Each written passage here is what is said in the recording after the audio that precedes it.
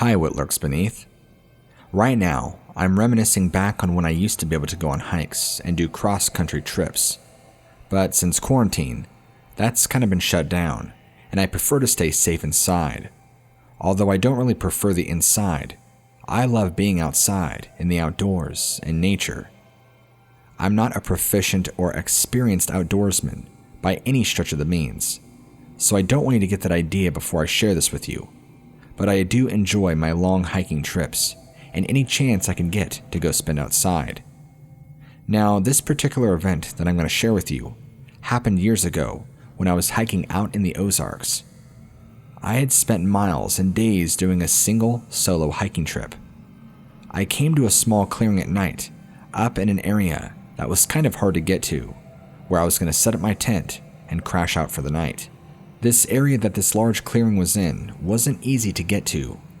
After clearing some steep rocks and climbing through really thick brush for a couple hours just to get far, far away from any trail or human contact, because I do enjoy the isolation. I'm stating this because whoever was out here that did this, I'm not sure how they got out here or why they were here, but I guess that might be revealed to the reader as I describe the event. The clearing that I was in was surrounded by trees, although there was a small hill that you had to cross. So, I didn't notice this at first.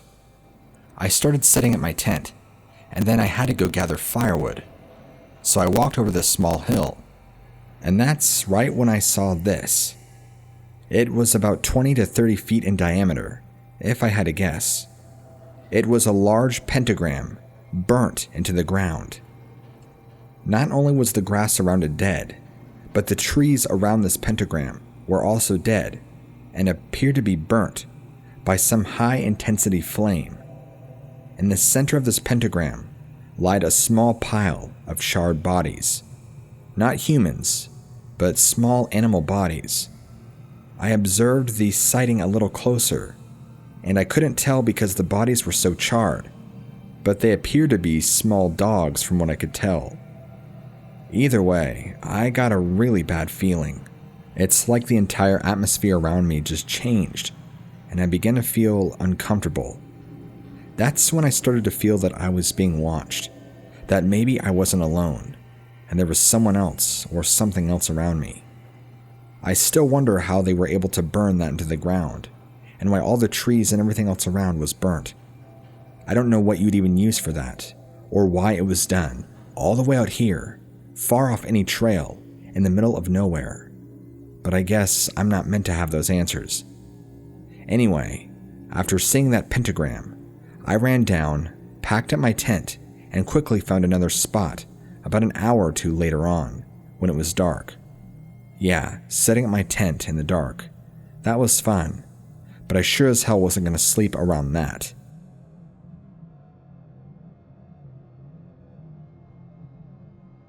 So, this occurred about 7 years ago, when I went fishing in the southern part of the Ozarks with a good buddy. We had started off in the morning, and our plan was to find a really good fishing spot along a creek. I didn't really know the Ozarks that well, but my buddy did, which is why I was letting him lead.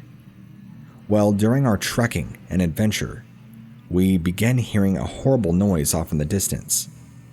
Now, because of where we were in the forest, it was really hard to tell how far away sound was, because when you're in the woods, especially the deep, thick woods, sound can travel kind of funny, and sometimes you can have a really hard time distinguishing just how close noise is. But this sounded like it was loud enough that it was far away, that I think we're safe, even though after we heard it, we got out of there. What we heard were two distinct, loud roars. Well, it wasn't just one. This was continuous. It sounded like two Tyrannosaurus Rexes fighting. If you've ever watched the movie Jurassic Park, you know how loud those things are? I mean, they come from massive animals. Although fictional in the movie, it had that same kind of volume, which meant that whatever animal was making it had to have been huge. Now, I'm not saying there was two T-Rexes out in the woods. What I'm saying is that we heard noises at that same volume capacity. incredibly loud that it shook the woods around us. And there was 2 of them, and it sounded ferocious, like there was some sort of fight going on. I don't know what the hell that was all about, nor do I know what animal it even belonged to. My buddy looked at me, and he was pale as a ghost. He didn't answer me when I asked him what animal that was. He didn't have an answer, and it wasn't until afterwards when we got a chance to sit down and actually talk about it that I asked him about it. He said he had never heard that in the woods before, and he's been out there multiple times. To our knowledge, any wildlife or natural-born animal that lives in that area of the United States doesn't have that sort of lung capacity to make that volume of a roar, let alone even sound exactly like that. The tone and pitch kind of reminded me if it came from a 50-foot alligator or something of that size. You know, when you watch enough movies, you can kind of get the chance to hear how loud some of these fictional creatures are. And although they are fake and from movies, I feel like they get the volume quite right when you have an animal of that capacity.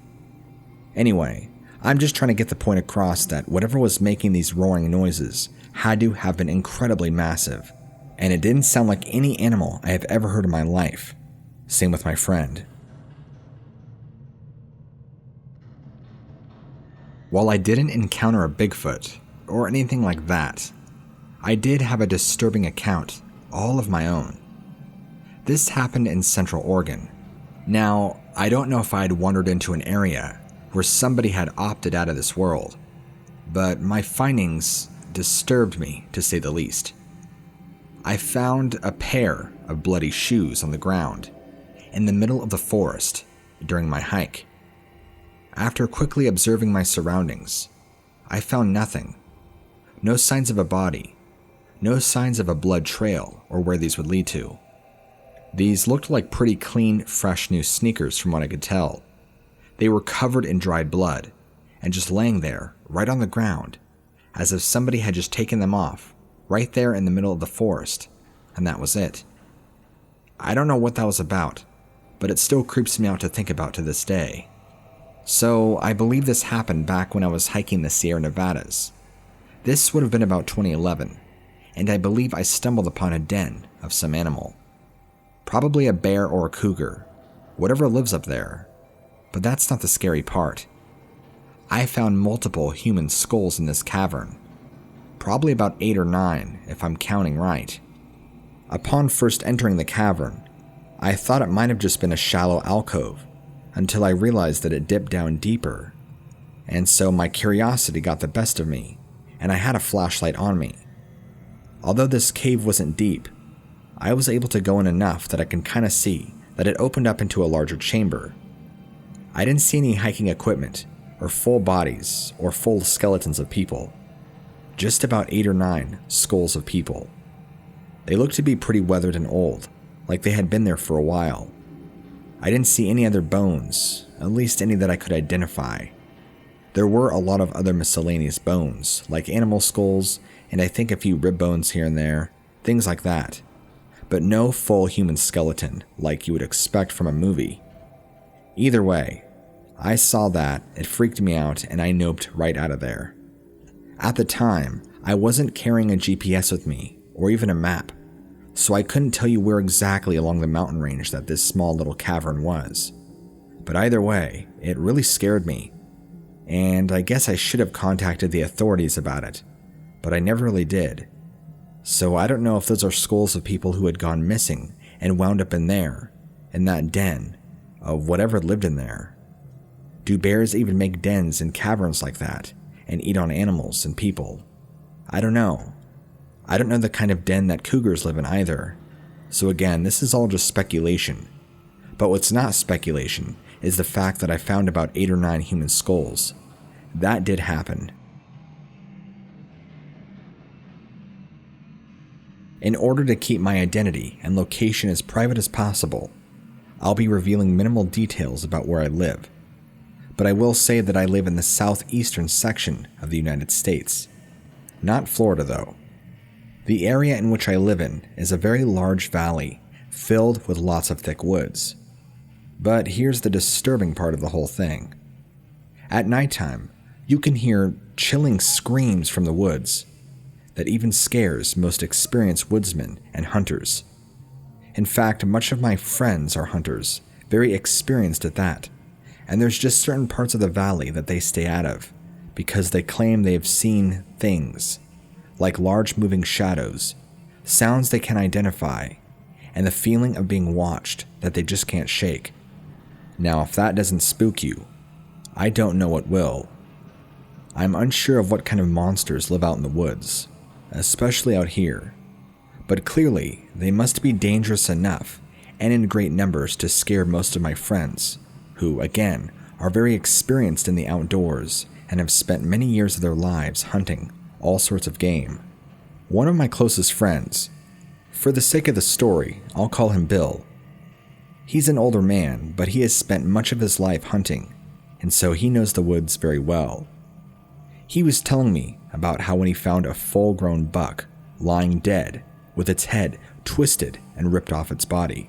The head was just left there, lying next to the body. He said when he found it, it was somewhat of a fresh kill, and whatever or whoever killed this just did it and left it. This was a good-sized buck too, a 5-pointer at that, so there's no reason that somebody would have just come and done this. And when he looked at the skin, he kind of felt a chill go down his spine. Something grabbed this buck and literally ripped its head right off. Twisted it, to be exact. Like when you twist something round and round until the skin finally rips. I don't know what's out there in the woods that can grab a full-grown buck, a 5-pointer, grab it by the head and twist its head till it rips off, and then leave it there. What's the purpose? Why? I don't care to know. All I know is that it terrified me when he told me this, and Bill doesn't scare easily, but he was shaking as he told me this story and retold it to me with perfect punctuation and detail, so I apologize if I don't get every detail to you. Anyway, I know this email isn't very long, but I just wanted to share with you that there are some dangerous things out there in the woods, even around my neck of the woods.